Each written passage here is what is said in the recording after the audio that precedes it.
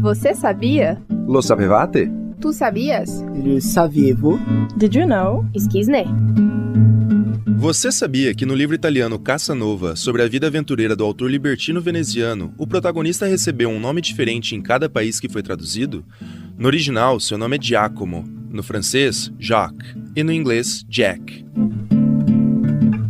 Você sabia que em muitos lugares o maracujá é considerado a fruta da paixão? Em inglês, maracujá é passion fruit e em francês é fruit de la passion. Já o nosso idioma chamou de maracujá, que é de origem tupi-guarani e significa alimento em forma de cuia.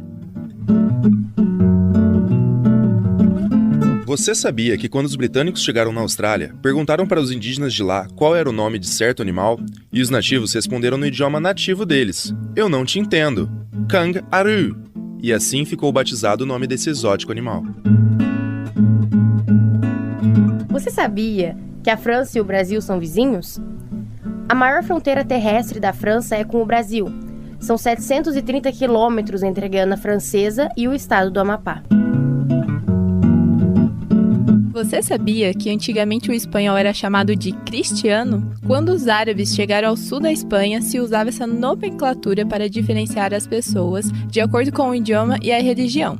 De um lado, os que falavam espanhol e eram cristãos, e, do outro, os que falavam árabe e eram muçulmanos. Este é o podcast Você Sabia? Hoje estamos aqui com a professora Carolina, doutoranda em Linguística, professora de espanhol e co-criadora do perfil no Instagram Espanhol Minuto. Ela participou de diversos projetos de intercâmbio e compartilha suas experiências com a gente hoje.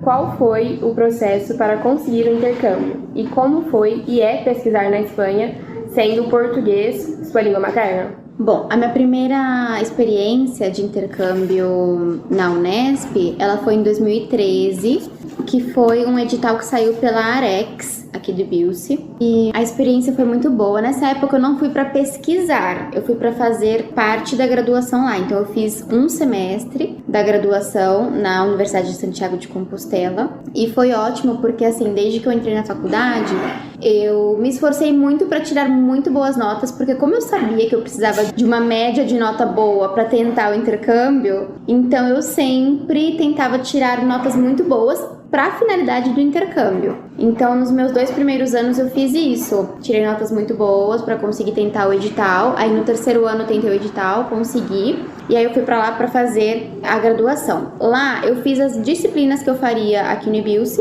Eu cursei lá, então, sintaxe de língua espanhola, literatura hispano-americana, espanhola. Eu cursei o que eu cursaria no IBILCE, eu cursei lá. Já nessa outra oportunidade, de 2023, foi uma oportunidade da CAPES, um projeto que se chama CAPES Print, que é um projeto de internacionalização. Então, para esse projeto, eu tinha que comprovar a minha proficiência na língua para poder ir, tinha que enviar um projeto, ter uma carta convite da universidade. Então, foi um projeto um pouquinho mais complexo para ir, mas foi com outra finalidade. Então, eu fui efetivamente para pesquisar. Então, foi outra experiência, porque eu tive que me aprofundar muito mais lá com relação ao conteúdo do que eu estudava aqui. Então, na primeira experiência, eu fiz disciplinas da graduação. Já nessa segunda, eu não fiz disciplinas, mas eu aprofundei muito mais a pesquisa. Eu estudei com a professora Hella Alberts e nós fazíamos reuniões semanais.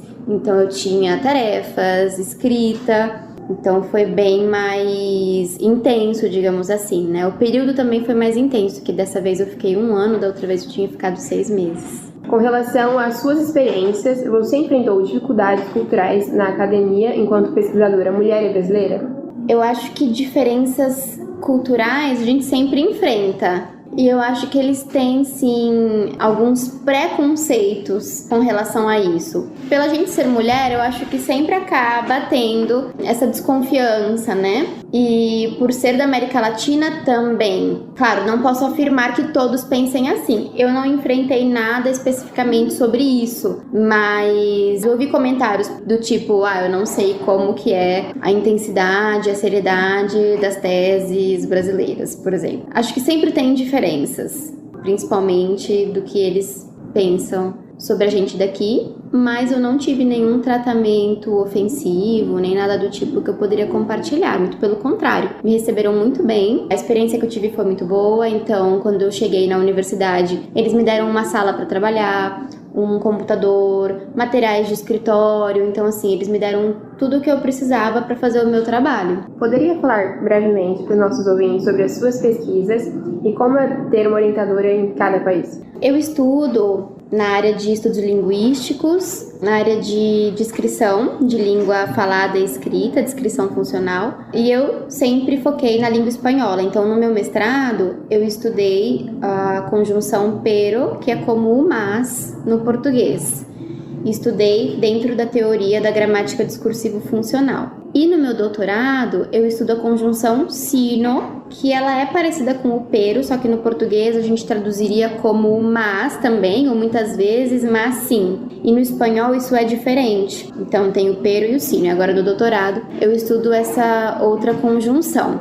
É muito bom ter duas orientadoras, porque você consegue ter uma visão mais ampla, não só da teoria, mas do objeto estudado também. Então aqui eu já tinha algumas hipóteses do meu trabalho, trabalhando com a minha orientadora, que é a professora Thalita Storti, e trabalhando com um grupo de pesquisa em gramática funcional também. E tendo uma outra orientadora em outro país, eu tive a oportunidade de ampliar o meu corpus, de conhecer melhor a teoria também, então eu pude ampliar meus conhecimentos. Como foi sua experiência de ensinar português para estrangeiros? Foi muito boa a experiência. Eu trabalhei no projeto de PLE aqui no IBIUSI, coordenado pela professora Paula Tavares. E foi justo quando eu voltei do meu primeiro intercâmbio em 2014. Eu tinha voltado da Espanha e a professora Paula criou o projeto de PLE. E foi uma experiência bem bacana porque era um projeto EAD. Então a gente trabalhava pelo Moodle e eu fazia as interações com os alunos por dentro da plataforma. E eram alunos colombianos, venezuelanos, latinos que estavam aqui no IBIUSI fazendo pesquisa em outras áreas também, não só em letras, em linguística, mas eles cursavam outros cursos e fizeram um curso de língua estrangeira, de português como língua estrangeira, e eu, junto com outros colegas, fizemos o gerenciamento das aulas deles de português. Então foi bem bacana porque o IBIUSI proporcionou para esses alunos a oportunidade de aprender português dentro do campus, porque muitos deles vieram para cá falando espanhol, e aí, como todo falante de espanhol acha que fala português e todo falante de português acha que fala espanhol, muitas vezes a gente acha que não precisa aprender. Mas estando em um contexto de imersão, a gente vê que é necessário. Então o IBIUSI deu essa oportunidade para que eles pudessem aprender o português dentro do campus de uma maneira mais facilitada, que seria online, né? Então foi bem legal. Sabemos que você tem um perfil no Instagram, o Espanhol Minuto, que tem mais de 40 mil seguidores. Como o projeto surgiu?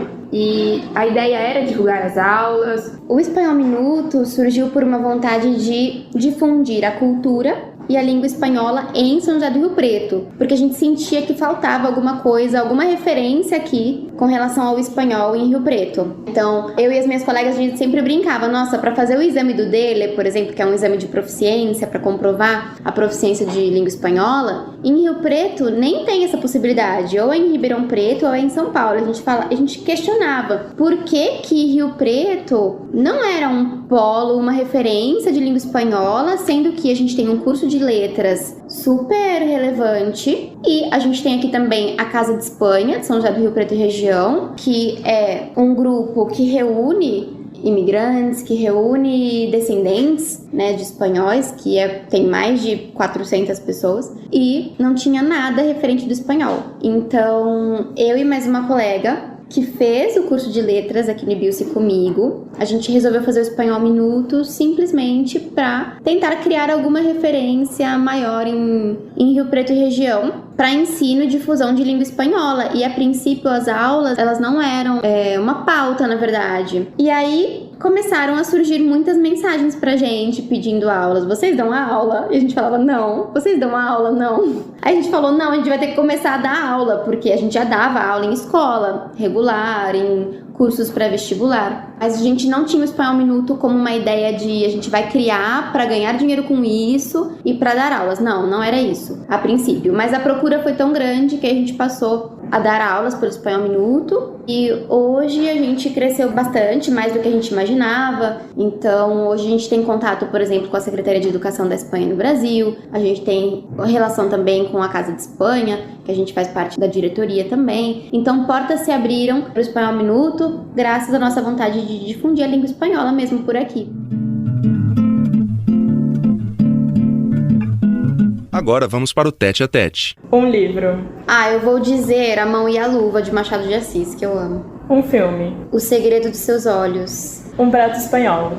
Pulpo, polvo. Um hobby. Ver filmes. Um artista latino.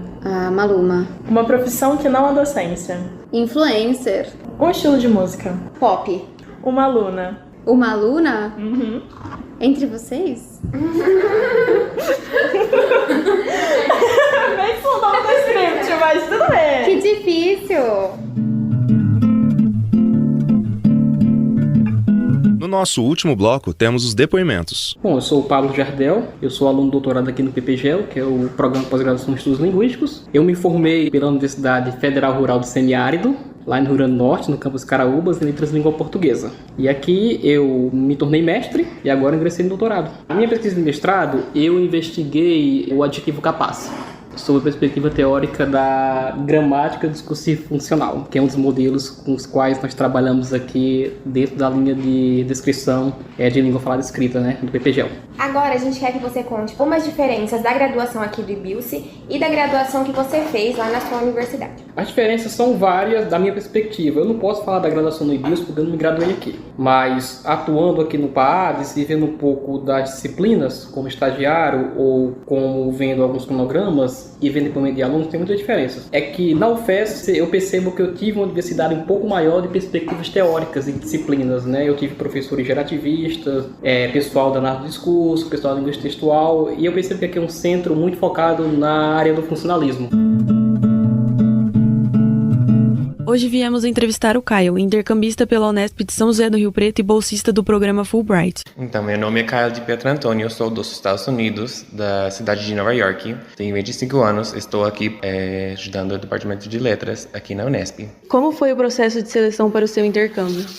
O intercâmbio foi um pouquinho diferente, foi um processo bastante extenso, eu diria, porque durou um ano. Tinha que fazer várias redações, também receber cartas de recomendação, e também uma prova de português e espanhol também. E de que forma o intercâmbio agrega ou agregou na sua formação? Eu foquei meus estudos em desenvolvimento das pessoas, coisas como direitos humanos, educação, tudo isso. Então, isso vai ajudar minha formação com uma aplicação na vida real. Por fim, poderia nos dizer um pouco sobre o desenvolvimento do seu mestrado na Universidade George Washington? Já formei no ano passado, mas eu tenho um mestrado em Relações Internacionais com foco em desenvolvimento e migração. Olá, meu nome é Yuri de Souza Garcia, faço licenciatura em Letras no IBILSE, Português e Francês. Sou desenhista e aquarelista, membro discente do Comitê de Ações Culturais do IBILSE, o CAC, além de fazer estágio como educador cultural em exposição pelo Sesc Rio Preto, onde faço a mediação, seja elas agendadas ou espontâneas, a exposições que chegam ao espaço do Sesc, que no caso a última foi a itinerância da 35ª Bienal Internacional de Artes de São Paulo. Recentemente, fundei junto com meu amigo Ícaro Lune, discente aqui do campus, o projeto GAVI, que é uma abreviação de Grupo de Artes Visuais IBILSE, que é um projeto que visa criar uma comunidade de desenhistas aqui no Instituto, um espaço de compartilhar informações sobre desenho e pintura dentro do campus. Projeto esse que conta com apoio e supervisão do professor Dr. Vanildo Del Bianchi. Apesar de eu fazer licenciatura em letras e o que normalmente se espera é que eu me torne um professor de português ou língua estrangeira,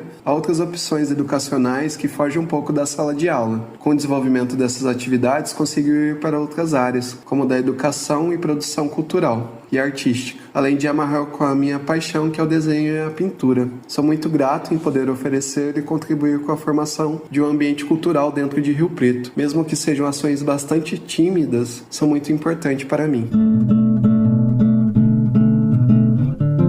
Este é o terceiro e último episódio do primeiro semestre do podcast Você Sabia? Uma conversa sobre línguas, literaturas e culturas estrangeiras. Nosso projeto continuará. Logo mais teremos o lançamento de novos episódios. Aguardem.